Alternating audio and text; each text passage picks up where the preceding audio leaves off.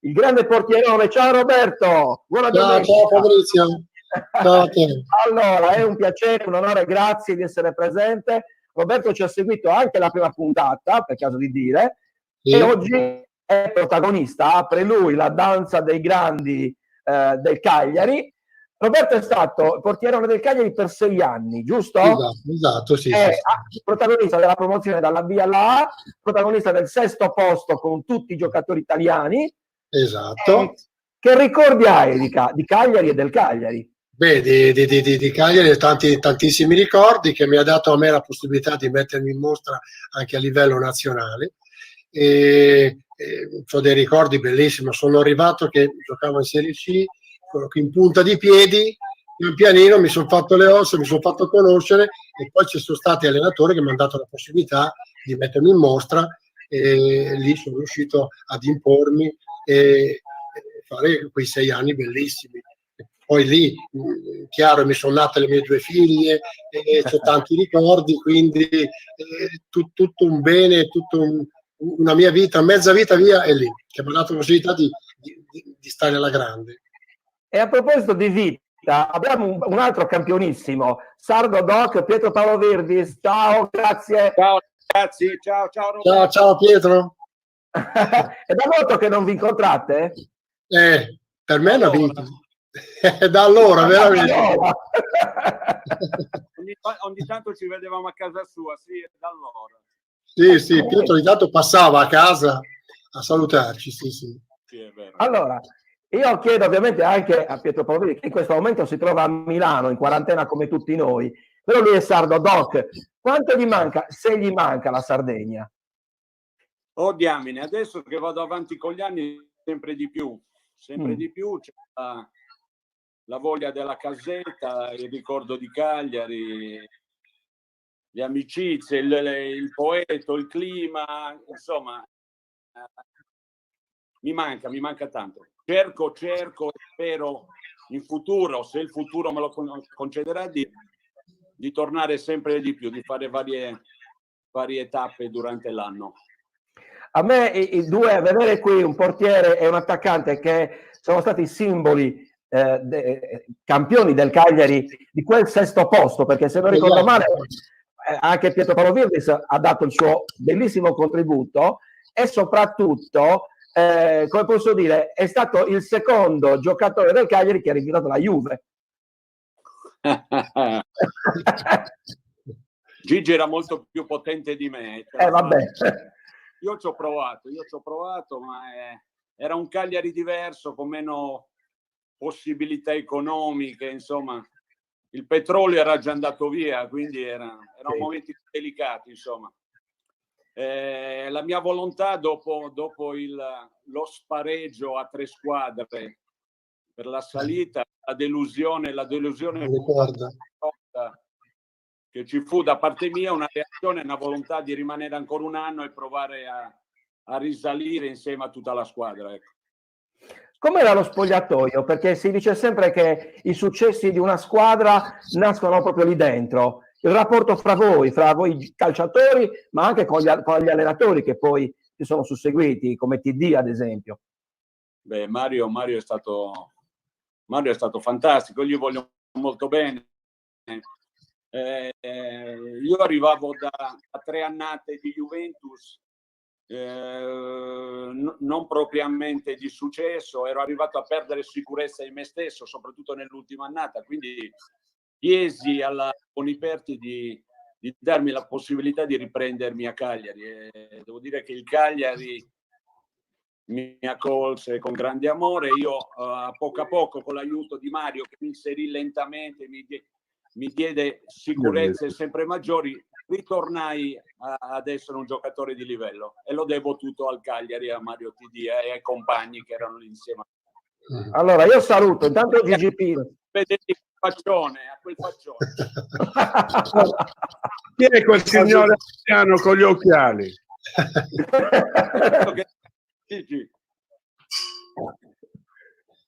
Allora io saluto Gigi Piras che è entrato adesso, grazie anche Gigi anche a questo appuntamento presente. Roberto Corti, che effetto fa o che effetto faceva vedere una coppia d'attacco con Pias, Virdis e aggiungiamoci anche Selvaggi, che non era proprio l'ultimo arrivato.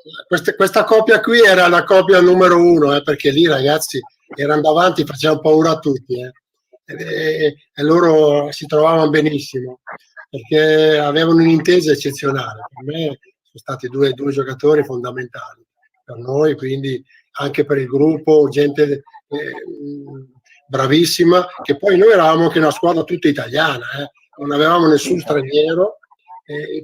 Pietro diceva degli spareggi là, ma noi ci ricordiamo l'arancia di Cannito che ci tolsero i 2 punti, che se no eravamo già diretti quell'anno lì. Hai capito, Pietro? Ti ricordi, Pietro, quell'arancia?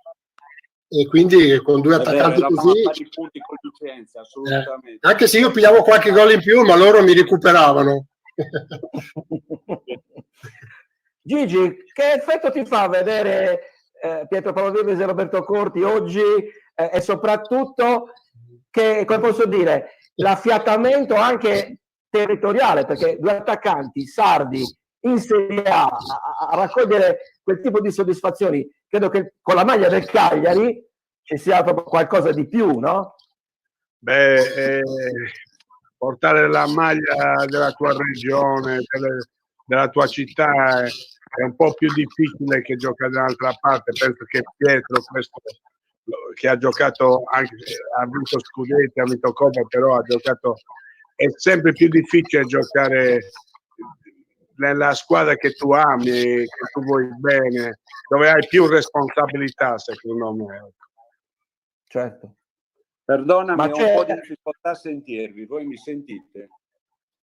Tutto bene, ti sentiamo benissimo.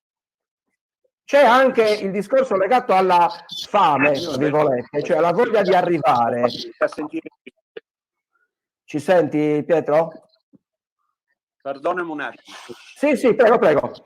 Dicevo, allora, io probabilmente abbiamo ereditato una cosa grande, abbiamo ereditato l'addio di Gigi Riva, che sappiamo chi è. Noi 2 eravamo 2 ragazzini, io avevo 20 anni, 21 e lui aveva 18 anni, quindi abbiamo fatto un campionato di Serie B dove anche Riva era in ritiro con noi, poi lui non aveva ripreso a giocare, dove in 2 abbiamo fatto 28 gol, quindi, e quell'anno abbiamo vinto il campionato. C'era anche Corti in porta che si alternava con Copparoni, e quindi era un campionato vinto. Ne avete parlato prima, dove c'è successo quella storia dell'arancia che ci ha fatto perdere. Eravamo arrivati primi davanti anche al Vicenza di Paolo Rossi.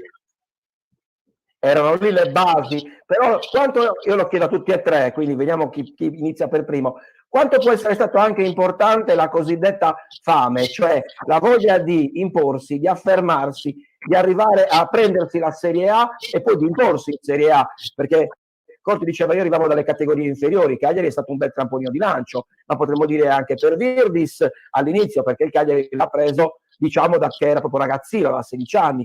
Gigi, anche tu più o meno, o mi sbaglio? No, sì, questo sì. Io sono stato in ritiro con 8 undicesimi dello scudetto, il primo ritiro che ho fatto a 17 anni, quindi sono stato vicino a dei campioni che non volevano mai perdere. Le partitine finivano sempre al buio, perché se poi Riva non era in vantaggio con la squadra, la partita non finiva mai, l'allenatore non fischiava mai alla fine. Quindi questi grandi campioni hanno insegnato, lo stesso Pietro ha giocato con Riva e con altri campioni dello scudetto, ci hanno insegnato a non mollare, a volere sempre di più. Certo. Corti, Roberto. Sì, è giusto quello che dice Gigi. Penso che noi di fame ne avevamo, io specialmente ne avevamo tanta, quindi per me era un'occasione unica mettermi in mostra in quegli anni lì. Mi ricordo, era nel 76, mi trovai in ritiro con Gigi Riva, figuriamoci il personaggio che era tutto una cosa eccezionale per me, quindi mi sono impegnato al 100% pur di rimanere a Cagliari, pur di mettermi in mostra a Cagliari, e grazie a Dio ci sono riuscito e penso di aver lasciato dei buoni ricordi. La stessa domanda, non so se Pietro mi ha sentito, dicevo quanto è stato importante anche la fame, la voglia di arrivare e di imporsi nelle dinamiche della squadra, perché se il Cagliari è arrivato alla promozione, al sesto posto in Serie A e comunque nel caso anche di Pietro andare in nazionale, andare con la Juve, col Milan, fare tanti gol, credo che quello fosse importante, giusto? Pietro non ci sente. Mi sa che c'ha difficoltà col computer. È probabile, va bene, tanto nel caso lo riproveremo fra un po', adesso vediamo. Nel frattempo che parliamo con voi interviene, dovrebbe essere in linea, speriamo, eccoci qua, Antonio Ragozzo. Grazie, ciao Antonio, buona domenica. Ciao Antonio. Che piacere vedervi dopo tanto. Ciao, ciao capitano, come state? Oh, abbastanza bene, dai. Come stai? Non rispondete, non arriva ci la mia senti? voce. Sì, si sente, noi sentiamo tutto. Io bene, Gigi, tu come stai? Oh, bene, grazie. Bene, grazie, bene. Ciao ragazzi, vi Guarda sento me. anch'io adesso. Ciao. Perfetto. Allora Comunque mi fa Antonio, piacere, vi vedo tranquilli, vi vedo come stavamo insieme. che bello. Antonio Ragozzo è stato difensore nel Però Cagliari. come stai? Parliamo Tutto adesso. a posto? Logotto perché dopo Roccotelli e Si sente giocato più di padre. Non ti sento, Antonio, non ti sento. Allora, chiedo un secondo di pausa ad Antonio Logozzo perché volevo parlare con Pietro. Ciao Logozzo. Ecco. Ciao ragazzi, ciao. Sono Allora. tornato. Perdonate. Sì, dai, ti sentiamo. Certo, Ti sentiamo. si sentiva male, sono andato alla ricerca di un altro telefono. Perfetto. Allora, io ti rifaccio una domanda, non so se mi hai sentito Pietro. Allora, No, dicevo rifamela. questo, prima dicevo, tu hai giocato ad altissimi livelli, ho parlato nazionale, Malmina, la Juve, hai vinto scudetti, coppe, però la fame, cioè la voglia di arrivare, credo che sia stata importante, perché tu da ragazzino sei passato da campetti di periferia, poi Nuorese, Serie D, poi direttamente al Cagliari. Quanto c'è stato di voglia di arrivare anche per quanto riguarda l'obiettivo della squadra? Ma sai, lì l'amore per il calcio viene tutto naturale. La voglia ce l'ha insita, no? Sai, noi da ragazzini sui campetti lì in via della Pineta c'erano degli spazi delle volte, poi sono stati costruiti dei palazzi, quindi non c'era più lo spazio. La voglia c'è sempre stata 8 ore, 10 ore, 12 ore a giocare a pallone, insomma. Quindi è una cosa che viene naturale. Io ho avuto la fortuna di poter mettere in pratica e di arrivare ad alti livelli, ecco. Ma la volontà c'è sempre stata. Allora, però devo chiedere, lo chiedo a tutti e tre, un aneddoto o comunque qualche episodio divertente. Gigi te l'ha raccontato l'altra volta con Selvaggi, però qualche scherzo, qualche episodio curioso anche durante la stagione, durante le stagioni rossoblu. Chi inizia? Vai Gigi, parti te. Gigi, c'hai più esperienza tu, vai. Li ho tirato su tutte e due. Robby, racconta cosa prendevi per dormire quando Macci non ti dava la pastiglia che non dormivi, vai. Chi si ricorda più Gigi? E che prendevo io? Dimmelo tu. Prendeva sempre la pastiglietta, ma un giorno non trova la pastiglia, gli dà una cibaldina e ha dormito lo stesso. Mamma mia, che mente che c'hai Gigi, mamma mia. Io ricordo tutto, ricordo Pietro che si alzava alle 7 del mattino, che dormiva con me, che si faceva sempre sta doccia alle 7 del mattino e poi andava in chiesa la domenica. Mamma mia, che mente fresca che c'ha Gigi. Hai visto a dormire con lui e cosa capita?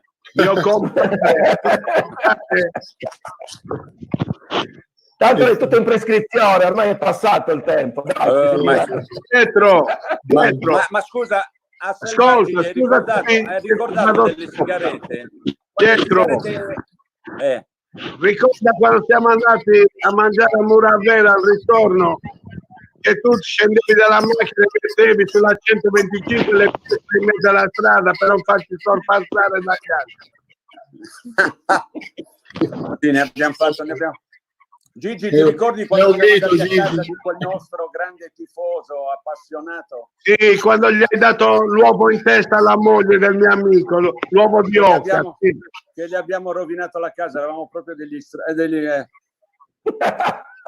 però devo dire che lui ci voleva talmente tanto bene che è riuscito ad accettare queste. Ti ha perdonato la moglie quando gli hai rotto l'uovo in testa. Ha detto no, non ha fatto niente. Ma come non ha fatto niente? Pur di averti a cena, quelli accettavano tutto. Eravamo io, Selvaggi e Brillantina, Bruno. Sì, mi ricordo. Che bei periodi. Quell'anno lì di ritorno a Cagliari è stato veramente fantastico. Ma l'hai detto che era il tuo tassista che ti portava al campo tutti i giorni e ti riportava a casa?